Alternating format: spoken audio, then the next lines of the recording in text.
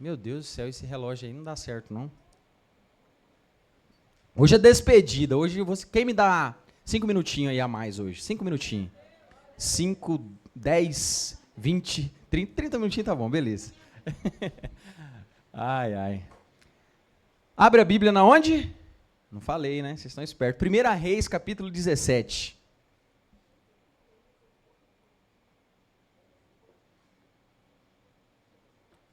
Já estou entendendo, igreja. Deus já está falando, eu só vou completar aquilo que Deus está falando aqui para você hoje. Pode ficar tranquilo que Deus é fiel, Deus é poderoso, maravilhoso. Ele está aqui em nosso meio e Ele tem uma palavra para o seu coração. 1 Reis, capítulo 17, versículo 1 em diante, verso 1 em diante. Vamos ler então? Vou ler até o verso de número 7. Então Elias, o tesbita, dos moradores de Gileade, disse a Acabe: Tão certo como vive o Senhor, Deus de Israel, a quem eu sirvo, não haverá orvalho nem chuva nos próximos anos, a não ser quando eu disser. Então a palavra do Senhor veio a Elias dizendo: Saia daqui, vá para o leste e esconda-se junto ao ribeiro de Querite, nas imediações do Jordão. Você beberá água do ribeiro, e eu ordenei aos corvos, que sustentem você naquele lugar. Elias foi e fez segundo a palavra do Senhor. Retirou-se e ficou morando junto ao ribeiro de Querite, nas imediações do Jordão. Os corvos lhe traziam pão e carne pela manhã, bem como pão e carne ao anoitecer. E ele bebia água do ribeiro. Mas os pássaros, alguns dias o ribeiro secou, porque não chovia sobre a terra. Glória a Deus. Pode dar um glória a Deus? Irmãos, eu acredito que a maioria de nós conhecemos essa história, ou já ouvimos falar nesse profeta de Deus, do Deus Altíssimo, chamado Elias. Mas se a gente não conhece, talvez, o Elias, você já ouviu falar numa senhora chamada Jezabel, essa esposa do rei Acabe.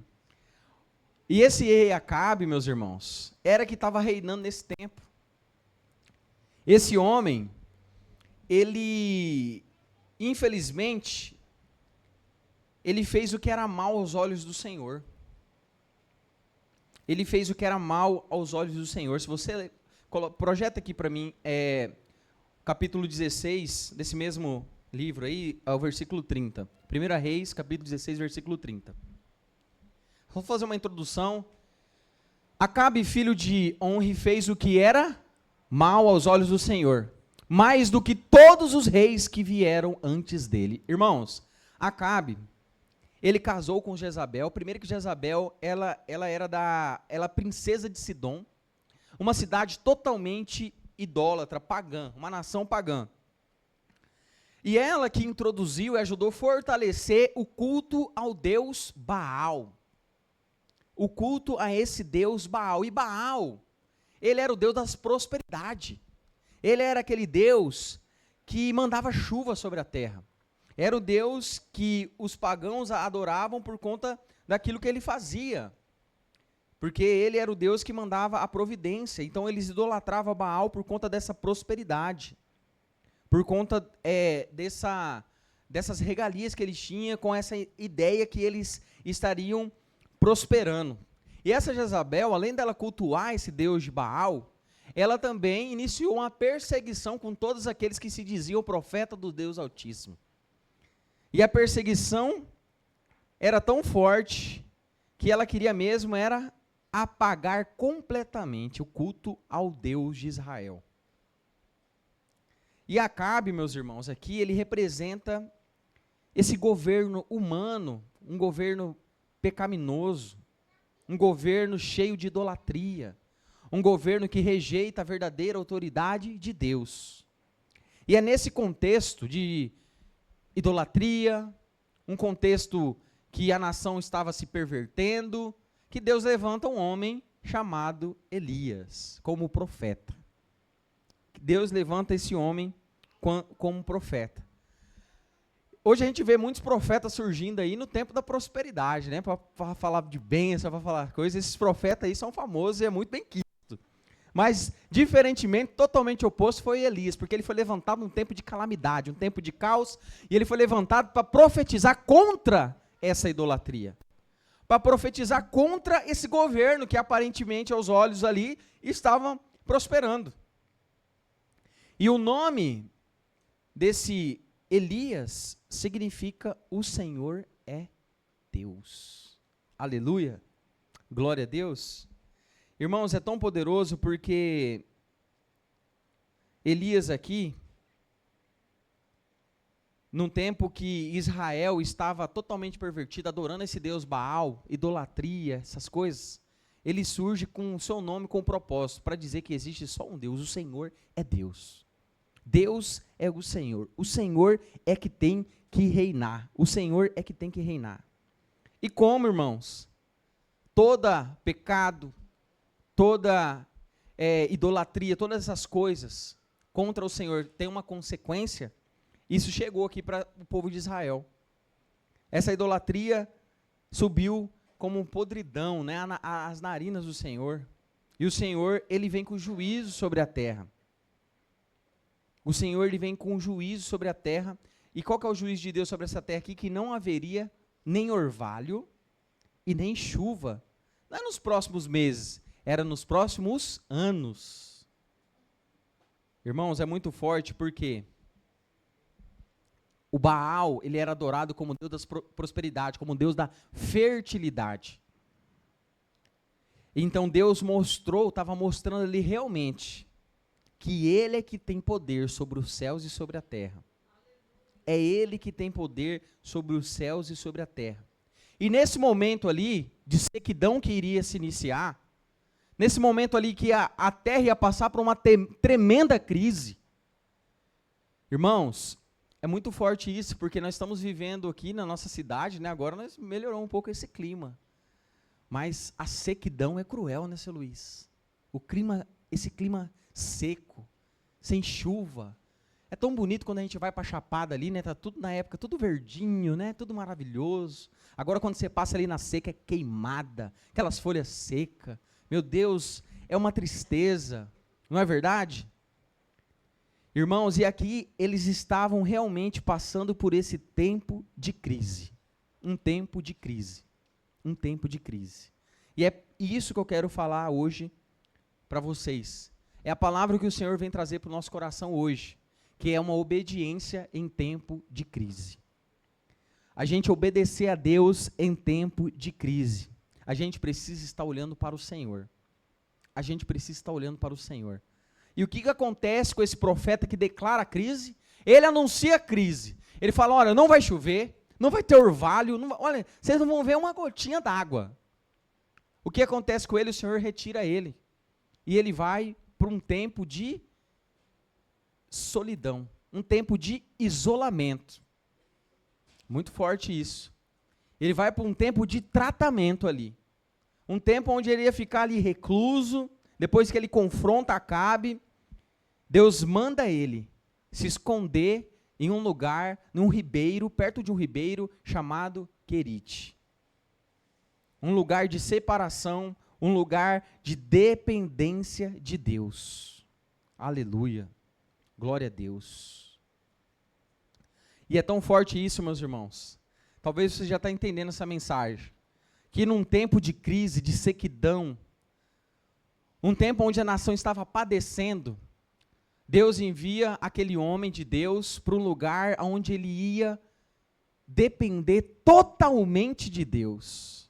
Você vai beber da água do ribeiro e eu vou mandar um corvo de manhã e no final da tarde para te sustentar, mas você não vai padecer. Vai estar regrada a comida, vai ser limitado, mas não vai faltar. Eu vou te sustentar. eu vou cuidar de você, você vai depender totalmente de mim. Basicamente, que Deus estava mostrando para esse homem,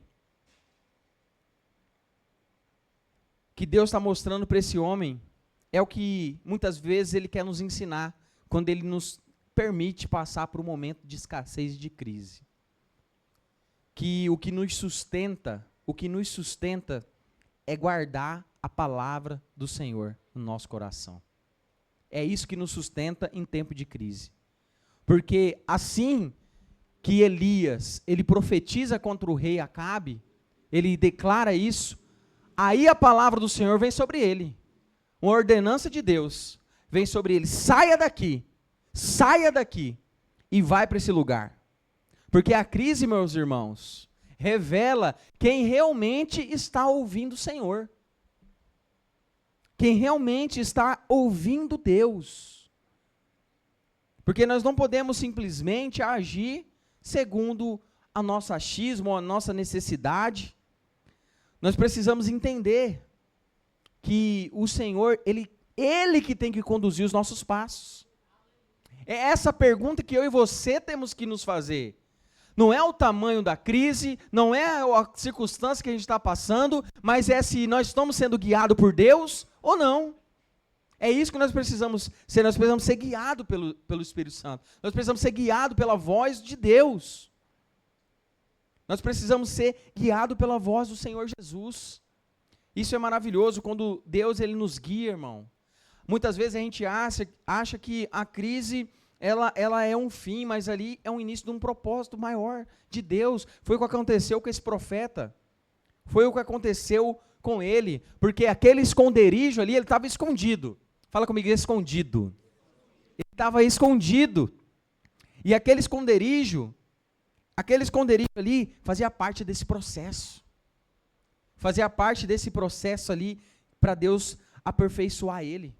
Para ele depender ainda mais de Deus. Aleluia. Glória a Deus. Aleluia. Louvado seja o nome do Senhor. Porque muitas vezes nós pensamos que Deus ele nos isola para nos punir. Muitas vezes a gente acha que o processo é para nos, sei lá, a gente acha que é só, a gente olha as coisas só como um sofrimento. Mas quando a gente olha aqui essa história desse homem, por mais que hoje a gente olha, nossa, que processo difícil, mas a gente consegue ver o cuidado de Deus. Por isso que eu e você, irmão, nós temos que agradecer o Senhor todo o tempo. Nós temos que agradecer o Senhor todo o tempo, porque nem tudo é punição, às vezes é preparação. Às vezes o Senhor está nos preparando, o Senhor está forjando o nosso caráter, o Senhor está fazendo a gente depender dEle totalmente, olhar para Ele. Porque Elias, meus irmãos, eu não sei se você conhece o que aconteceu no monte chamado Carmelo, o que aconteceu?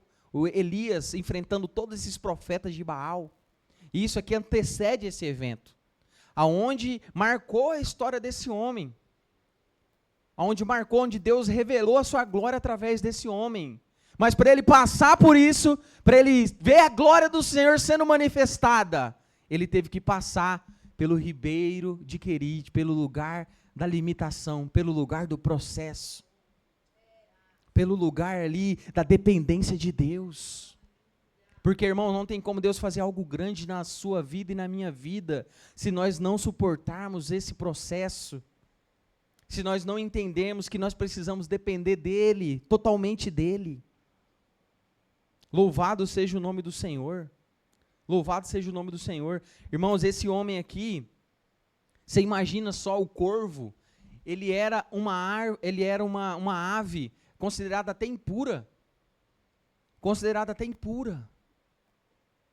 E Deus, ele usa aquilo ali para alimentar aquele homem. Para alimentar aquele homem. Deus, irmãos, ele usa meios que a gente nem imagina, no momento da nossa dificuldade, no momento da nossa angústia.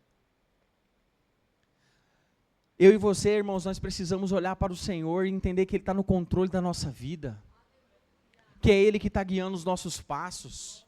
Que no momento da luta, da dificuldade, o Senhor Ele usa de meios que para nós parece contraditórios, ilógicos.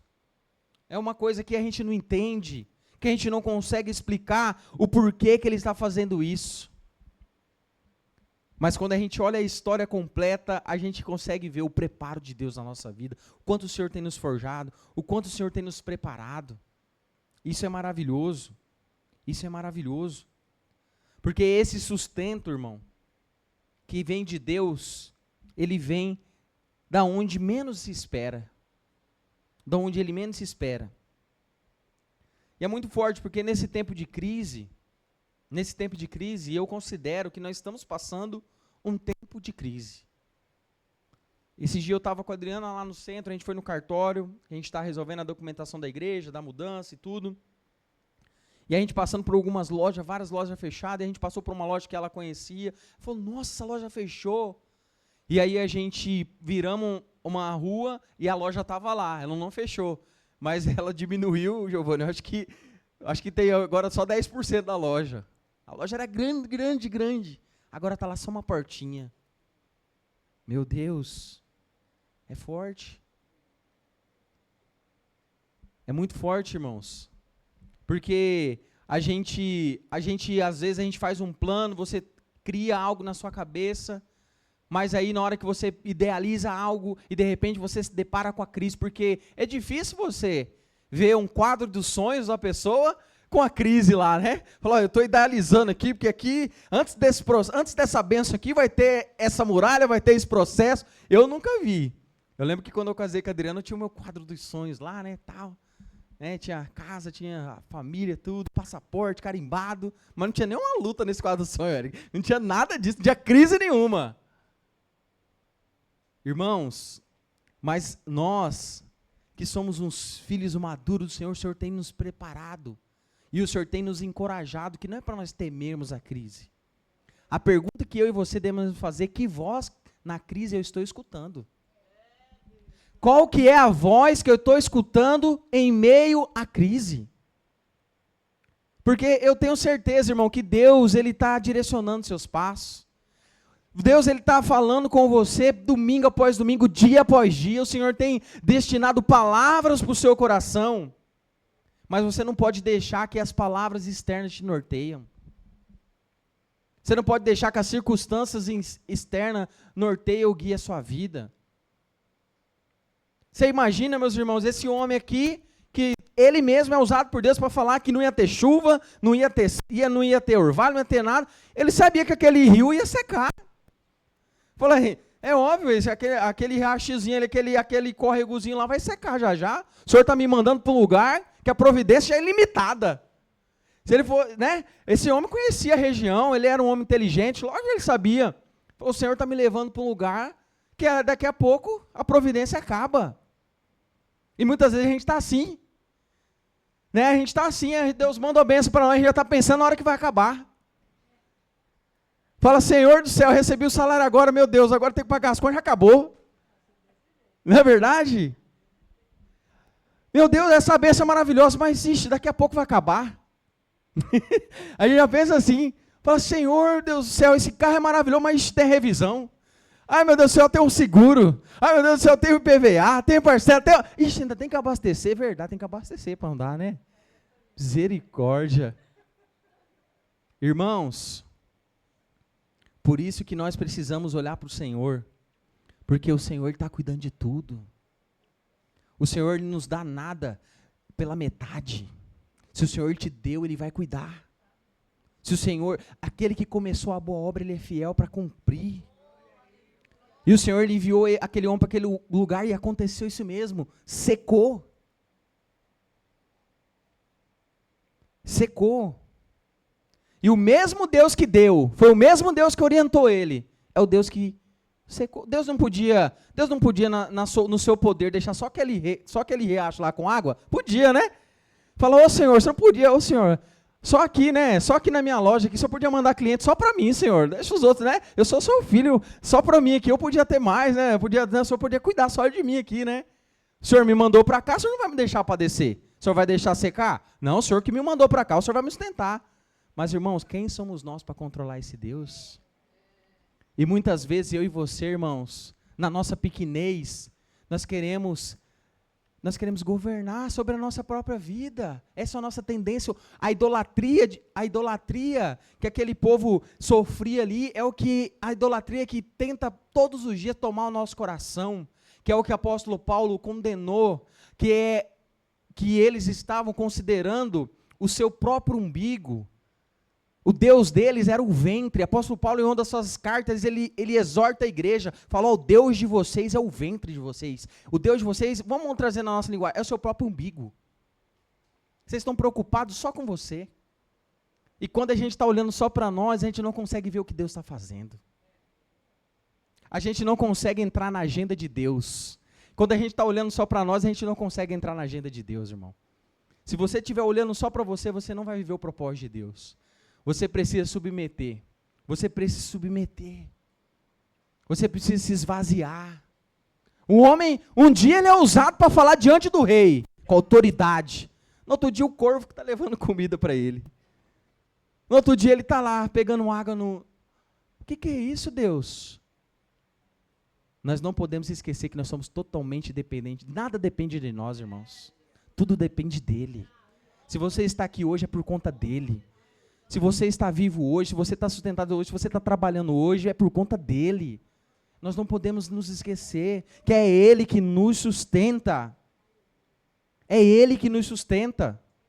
Mas então nós sabemos, e você vai concordar comigo, que Elias estar lá em Querite, ele estava no lugar certo, sim ou não? Deus não mandou ele para lá? Ele estava no lugar certo, mas o cenário mudou. Ele estava no lugar certo, mas o cenário mudou. E muitas vezes aquilo que a gente pensa, quando o cenário muda, a gente pensa que é o fim. Mas é uma transição, é um momento de mudança. É um momento de mudança, meus irmãos. E nós precisamos estar sensível à voz de Deus. É muito forte, porque quando nós viemos para cá, com a igreja, né? Pensa num temor no meu coração. Falar: Senhor, o que nós vamos fazer? E ora, e jejum, e não sei o que, e fale, lá. O Senhor falou: vai ser aqui. Eu falei: amém, Senhor. Vai ser aqui. E aí um pastor, algumas pessoas falam: mas é complicado, né? Essa situação é complicada, saiu, vou voltar para casa, a igreja vai acabar, né? Vai indo assim, os membros vão desanimando, as coisas vão indo, daqui a pouco acabou a igreja. E, infelizmente, foi o que aconteceu com a igreja que estava lá no nosso prédio. Onde que a gente estava ali na Jurumirim, a igreja que estava lá, aconteceu esse mesmo cenário com eles. Eles estavam lá, aí o pastor estava lá, não estava aguentando pagar o aluguel, e aí ele saiu, e aí nós chegamos, a igreja estava pronta. E aí, quando eu conheci o pastor lá, ele falou para mim, falou: pastor, é o seguinte, a gente não está conseguindo sustentar as contas aqui, eu estou trabalhando para sustentar a igreja, e eu vou ter que sair, vou ter que entregar o prédio, a gente vai voltar a se reunir em casa, e aí, posteriormente, ele acabou compartilhando que a igreja havia assim, encerrado. Mas, irmãos, eu não estou aqui para apontar, né, o que ele tem ouvido de Deus ou não, mas o que eu quero dizer para vocês é o seguinte, que quando nós estamos ouvindo a Deus, Deus nos sustenta. Mesmo que seja na limitação, mesmo que seja só o corvo vindo de manhã e vindo à noite. Não teve café da manhã, almoço, janta, não teve café da tarde, não, era 2 refeições. Uma de manhã e uma no final da tarde. Mas ele sustenta. Ele sustenta. Glória a Deus. Glória a Deus. Irmãos, e quem nunca passou por uma crise aqui? Talvez a sua crise, a escassez que você passou, ou que você está enfrentando, não seja de recurso, não seja dessa chuva, da provisão, porque nós recebemos tão uma chuva aí agora, glória a Deus. Mas seja algo da sua vida, irmão, que você tem passado essa escassez, você tem passado dias difíceis. Mas a pergunta que você precisa fazer para você mesmo: eu estou ouvindo a voz de Deus? Ou eu estou agindo segundo aquilo que eu penso ou que eu acho? Porque, irmãos, se você estiver ouvindo a voz do Senhor, se você estiver ouvindo a voz do Senhor, mesmo Deus que manda você lá para aquele córrego, lá para aquele processo, para aquele lugar ali onde você vai experimentar ali de um tratamento de Deus, é o mesmo Deus que te manda sair. É o mesmo Deus que te faz sair. E é tão forte, irmãos, que para onde que Elias vai depois que ele sai aqui desse lugar? Todo mundo conhece a história, ele vai para a casa daquela viúva. Olha o que acontece. Ele teve disposto no processo, e depois ele viveu um sobrenatural ali grandioso. Eu não quero entrar muito nesse detalhe aqui, porque a gente também não tem tempo hábil para isso, mas uma coisa eu gostaria que você gravasse hoje no seu coração, e isso pode ser o resumo dessa pregação de hoje. Repita comigo, então. Aonde há obediência, há provisão. Aleluia! Glória a Deus! Aonde há obediência, meus irmãos, Deus ele provê. Aonde há obediência, a provisão do Senhor. É muito forte, meus irmãos, porque se nós estivermos dispostos a obedecer o Senhor ele vai cuidar de tudo. Se nós estivermos dispostos a estar em obediência a esse Deus, Ele vai cuidar de tudo. Porque ainda que a porta se fecha, não é sinal do fim, mas é um novo começo, é uma nova história, algo novo que Deus vai fazer. Celebra o Senhor, agradece o Senhor. Secou o ribeiro, glória a Deus, agora eu vou para o próximo nível. Agora o Senhor vai me elevar, agora é hora de viver o sobrenatural. Louvado seja o nome do Senhor, porque a providência, irmão, ela vem da obediência. A obediência, a provisão, ela não vem da lógica humana, irmão, porque a lógica humana, ela não vai entender. A lógica humana, ela não vai entender o mover e o agir de Deus. Louvado seja o nome do Senhor. E nós não podemos nos apegar. Nós não podemos nos apegar, porque às vezes a gente se apega, né? E a gente está experimentando uma pequena providência de Deus ali, e o corvo está vindo de manhã e está vindo à noite, e a gente já está apegado, já estou no conforto. Ah, não, tá bom assim, Senhor, né? Mas não é isso que o Senhor tem para nós. A palavra do Senhor fala que Ele tem, ó, a nossa luz, a nossa vida é como a luz da aurora, ela vai brilhando a cada dia, o Senhor, a porção ela vai aumentando, a palavra fala que o crente ele vive novidade de vida. É isso que o Senhor tem para mim e para você, coisas novas. Coisas novas, louvado seja o nome do Senhor. Irmãos, esse homem aqui, esse Elias, se você for entender o que esse homem estava passando aqui, se assemelha com a história do nosso Senhor Salvador Jesus Cristo. O nosso Senhor Salvador Jesus Cristo, ele também teve que ser retirado, e ele também passou o processo, ele teve que ser retirado para o deserto, ele teve que experimentar disso. Assim como esse Elias, ele foi escondido ali por Deus, ele recebeu a ordenança, ele foi escondido ali em Querite. Jesus, ele foi ali conduzido pelo Espírito Santo para o deserto. E ambos estavam na vontade de Deus. E ambos foi conduzido para um lugar de solidão.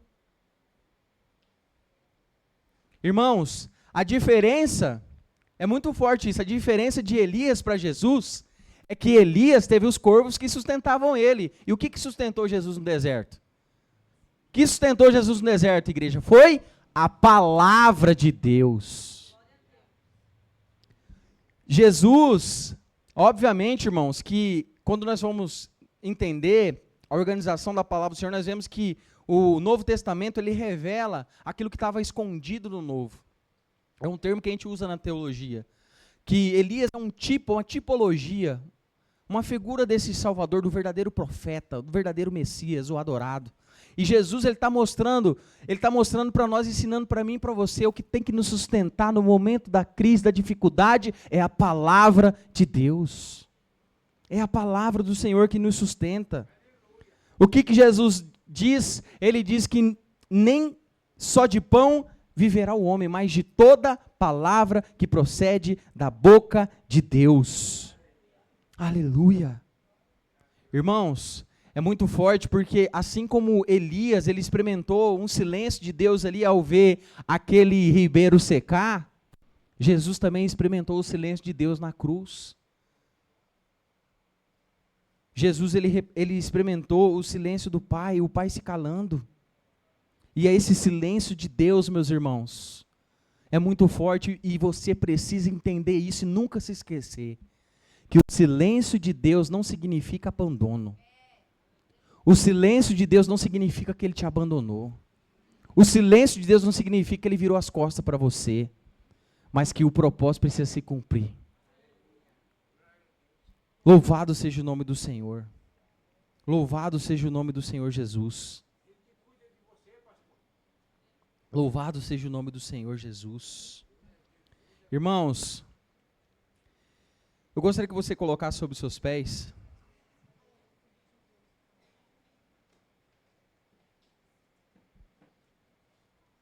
E o que eu e você precisamos, e essa palavra que o Senhor bradou no meu coração de ontem para hoje, o Senhor começou a falar muito forte, eu entendi que era realmente para compartilhar isso com você. Que eu e você, irmãos, nós precisamos estar nesse lugar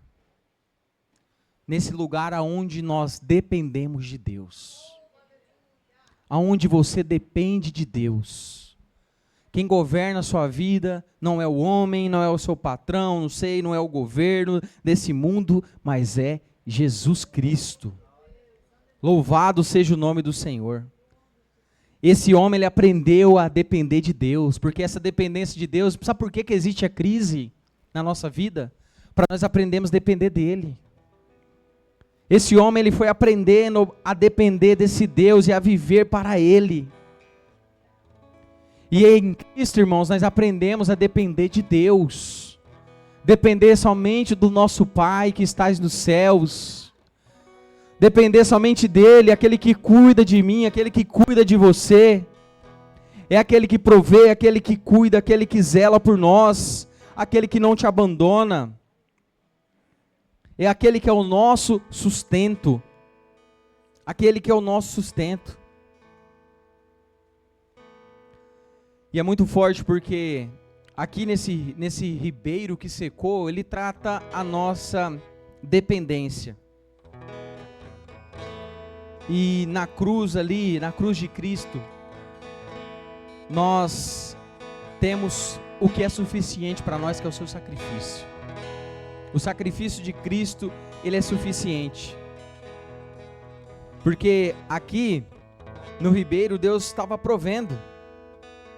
Deus estava provendo para ele o alimento, pão e carne. Deus estava provendo ali, através dos corvos ali, pão e carne. Mas nós sabemos, e ainda há pouco nós somos ministrados sobre isso, que quem é o pão da vida é Cristo. O Cordeiro que se entregou por mim e por você. É Ele que nos sustenta. É Ele que nos fortalece, é Ele que nos sustenta. Eu gostaria que você fechasse seus olhos nesse momento.